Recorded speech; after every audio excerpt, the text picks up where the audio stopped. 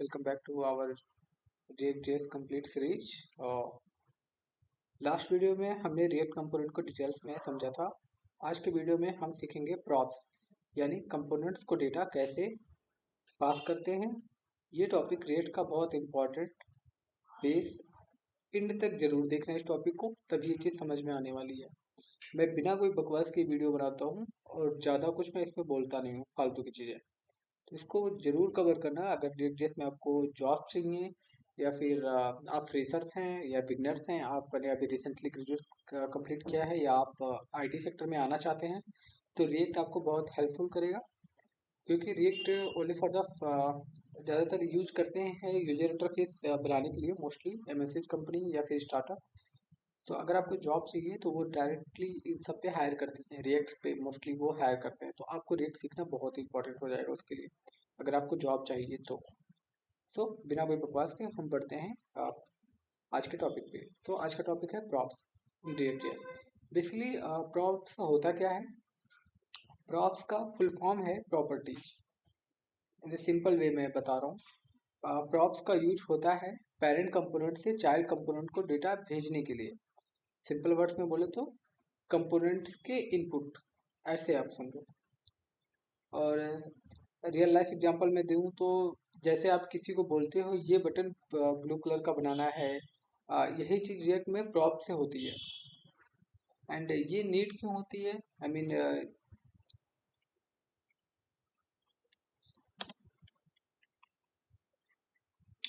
Y props are important.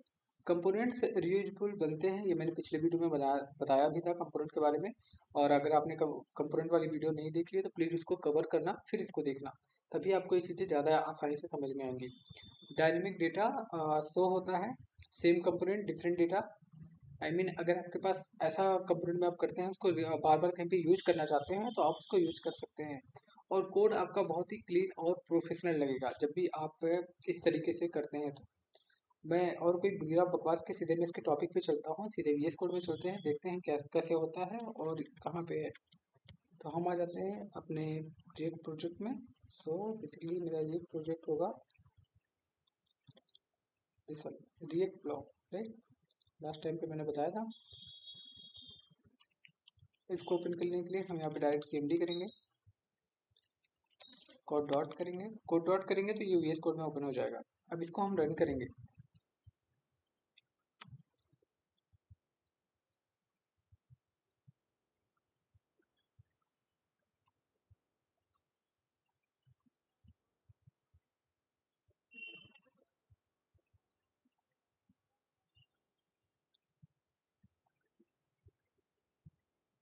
तो ये रहा, ये मैंने Ctrl Z प्रेस किया है टर्मिनल ओपन करने के लिए.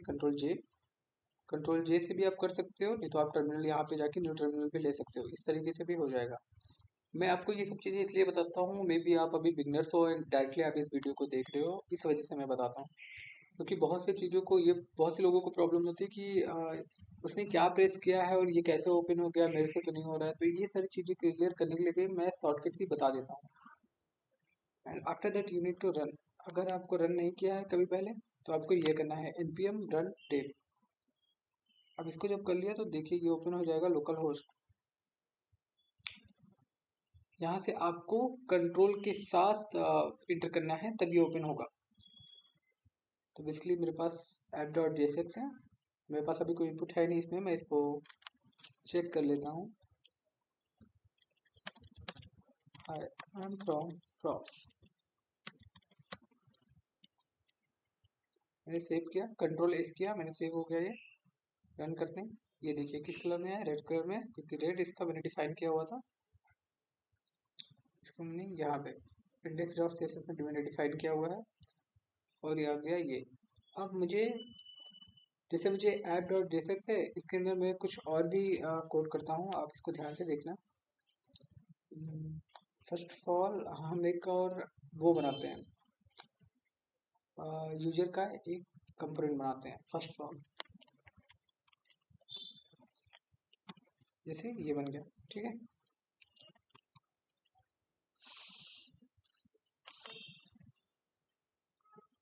अब इसमें आपको फंक्शन करने के लिए डायरेक्टली आपको लिखना है फंक्शन. यूजर हमेशा, देखिए मैंने गलती यहाँ पे की, जैसे मैंने बताया था पिछले वीडियो में, कंपोनेंट का नाम हमेशा कैपिटल लेटर से होगा। ये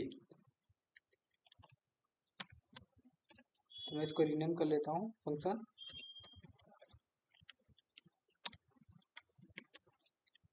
यूजर, एंड इसको रिटर्न कर लेंगे। रिटर्न करने के बाद ओके, इतना हो गया, और इसको एक्सपोर्ट कर देंगे डिफॉल्टली।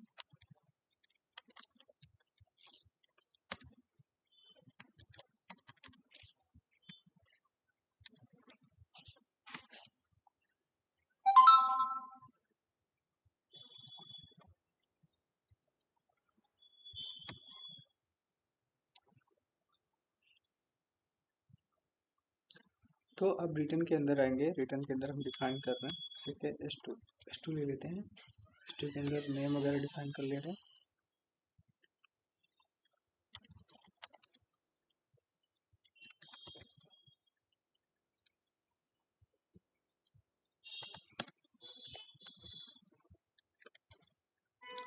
तो जैसे आप यहाँ पे करेंगे ना, जैसे नेम करते हैं, आप कुछ करना पड़ेगा। आई मीन सबसे पहले आप प्रॉप्स यहाँ ले लीजिए, प्रॉप्स लेंगे आप, प्रॉप्स लेने के बाद आप पे डिफाइन कर सकते हैं, जैसे name, sorry, props dot name, ऐसे आप डिफाइन कर दिया इसको, ठीक है। उसके बाद आप एज भी ले सकते हैं।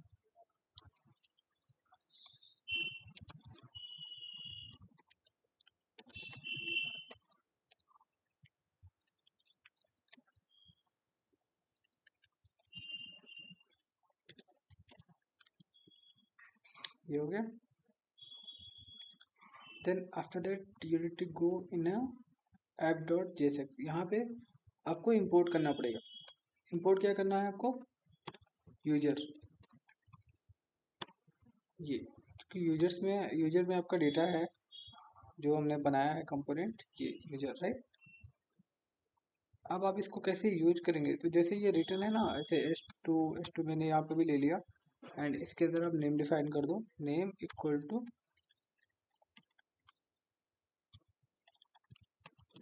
Rohan, and now we need to check.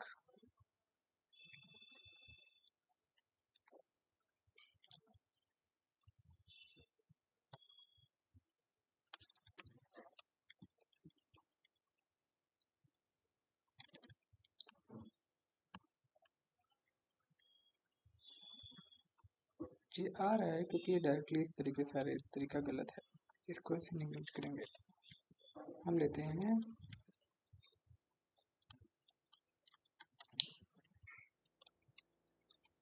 User, जो मेरा कंपोनेंट है, जो मेरा कंपोनेंट का नाम है वो लेंगे। अब इसके अंदर आपको डिफाइन करना है, तो नेम क्या था, नेम हम यहाँ पे डिफाइन करेंगे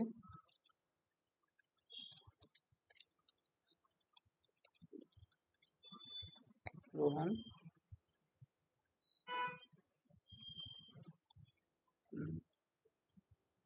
ओके, सो क्लोजिंग टैग किस हुए यहाँ पे, एंड एज हम इसको डिफाइन कर दे रहे हैं, एज डिफाइन कर दे रहे हैं 18, okay. Now we need to save it and check, but ये आया नहीं क्यों।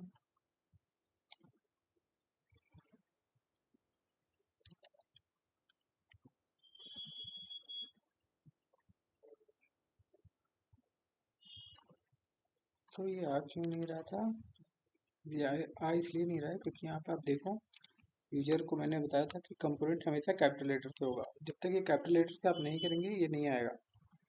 तो now we need to check again, मैंने इसको सेव किया, and now you can see name Rohan, age 18, okay. So इसी तरीके से आप बहुत सी चीज़ों को कर सकते हैं, जरूरी नहीं है कि सिर्फ एज हो। आप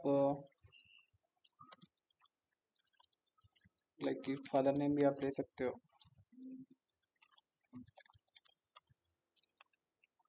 no I think it's school name, school name, okay. तो मैं इसको कॉपी कर लेता हूँ, तो मैं स्कूल नेम में भी यहाँ पे बस डिफाइन कर दे रहे हैं, वहाँ पे हमें देना पड़ेगा स्कूल नेम लाइक के okay. So just save it, go in the user and here you need to define. कैसे? इस तरीके से कर्ली ब्रैकेट में आप दोगे props dot school name. Now you need to save मैं कैसे कर रहा हूँ, Control K and S. Now you can see it's coming here, right? Do one thing, इसमें मैंने each दे दिया and school name.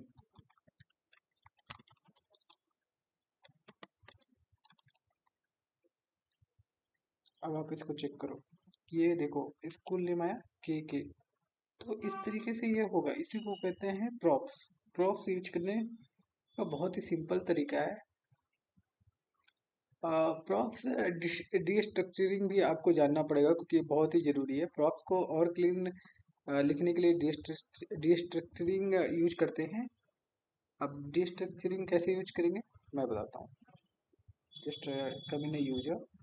तो जैसे आपने डिफाइन करा ना प्रॉप्स, आपको प्रॉप्स में मत लिखो, प्रॉप्स हटा दो. इसके अंदर आप कर्ली ब्रैकेट लो, define the name age. Okay, save it. Now you need to check once. Nothing happened, right? Because here also you need to change the name. मैं सिर्फ नेम चेंज किया हूँ, अभी सेकंड इसको नहीं कर रहे हैं, ठीक है? मैं इसको हटा देता हूँ.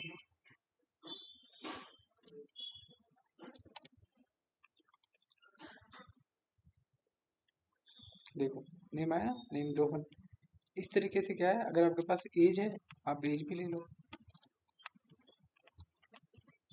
डीस्ट्रक्चरिंग ज़्यादा कुछ टफ नहीं होता है, बस सिंपल ही चीज़ें हैं. उसको शॉर्ट फॉर्म आप कह सकते हो कि वो शॉर्ट फॉर्म में वो लिख रहा है. मैंने फिर से सेव किया. Now we need to check here, you can see. जो मैं बार बार उसको प्रॉप्स लिख के एंड उसका नेम डिफाइन कर रहा हूँ, आप उस तरह भी कर सकते हो. लेकिन अभी मान लो ना कि आपके पास 1 बाई 1 आता गया, लाइक कि कोई भी data, first name, last name, date of birth, anything it's coming.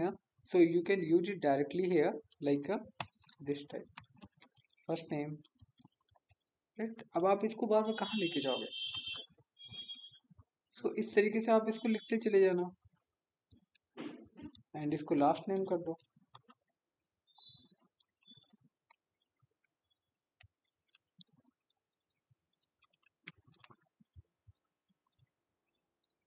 ऐसा कहते हैं डिस्ट्रक्शन बहुत टफ है, लेकिन ऐसा कुछ होता नहीं है बिगनर्स. आप इसको समझना बहुत ही सिंपल है, मतलब शॉर्ट फॉर्म में आपको लिखते चले जाना है, कुछ करना नहीं है. Save it, come here. Now you can see it's not coming, right? Because why?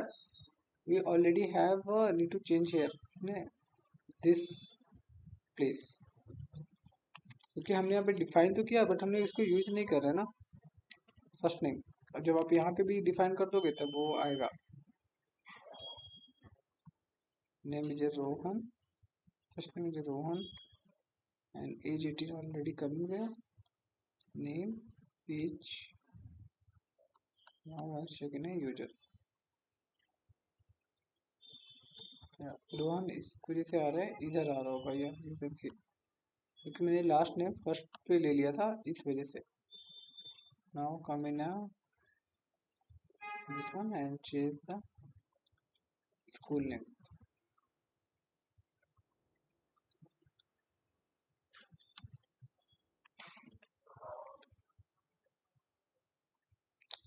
Now last name is KK and first name is Rohan. Okay, Rohan KK. So like that you need to define. And डिस्ट्रक्चरिंग भी मैंने आपको बता दिया, बहुत ही simple है. मैं आपको डिस्ट्रक्चरिंग करते ही क्यों है, ये क्लीन कोड लिखने के लिए डिस्ट्रक्चरिंग यूज करते हैं मोस्टली. एंड प्रॉप्स को आप कंडीशन के साथ भी यूज कर सकते हो, बहुत ही ईजी है. जैसे टर्नरी ऑपरेटर के साथ आप यूज करना. टर्नरी ऑपरेटर आपने नहीं किया होगा तो जावास्क्रिप्ट में भी आपने पढ़ा होगा. एंड जो इसके जो मिस्टेक्स होते हैं ना, वो यही सारी मिस्टेक्स हैं. प्रॉप्स का नेम गलत लिखना, ठीक है? स्ट्रिंग और नंबर को सेम ट्रीट करना, ये गलत है. जैसे उनको सेम नहीं ट्रीट करना है, ये याद रखना आप. एंड प्रॉप्स को मॉडिफाई करना, कंपोनेंट इंपोर्ट करना भूल जाते हैं लोग, ये भी प्रॉब्लम है उनके अंदर. तो आप बिगनर्स हैं तो आप प्लीज़ इस चीज़ को देखना कि पहले आपको क्या करना होगा। मैं फिर से बता देता हूँ। आप एक कंपोनेंट बनाना, कंपोनेंट के अंदर जाना, वहाँ पे आप जो भी चीज़ें डिफाइन कर लेना। फिर आपको जहाँ पे भी उसको यूज करना है, लाइक कि आपको ऐप में यूज करना है, आप ऐप में आना, उसका नेम दे देना वगैरह, आप वहाँ पे डिफाइन कर सकते हैं आप। ठीक है, इस तरीके से करना है। सो इन द फ्यूचर अब हम लोग मान लो इसका और भी चीज़ें चेंज करने के लिए कोशिश करेंगे। एक और टॉपिक है, मैं आपको बताता हूँ। जैसे डेटा चेंज करना है आपको, आप डेटा चेंज करना है तो आपको वहाँ पे क्या यूज करना है, वहाँ पे हम लोग यूज करेंगे स्टेट। अब स्टेट यूज करने के लिए हम इसको नेक्स्ट वीडियो में कवर करेंगे कि स्टेट होता क्या है और क्या चीज़ें हैं। सो इस वीडियो में बस इतना ही है कि प्रॉप्स को आप सिंपल तरीके से समझना, एंड इंटरव्यू में ये सारे क्वेश्चंस आते हैं। और जब आप प्रोजेक्ट बनाओगे तो वहाँ पे भी ये हेल्प होगा। हम इसको पूरे अच्छे से एक नया प्रोजेक्ट बनाएंगे बाद में, लेकिन पहले आप चीज़ों को समझ लो, छोटी छोटी चीज़ें हैं क्या। जब आपको ये क्लियर हो जाएगा, और आप कोशिश करना मेरे साथ ही करते रहना ये। तो इस वीडियो में इतना ही, मिलते हैं नेक्स्ट वीडियो में। Thank you.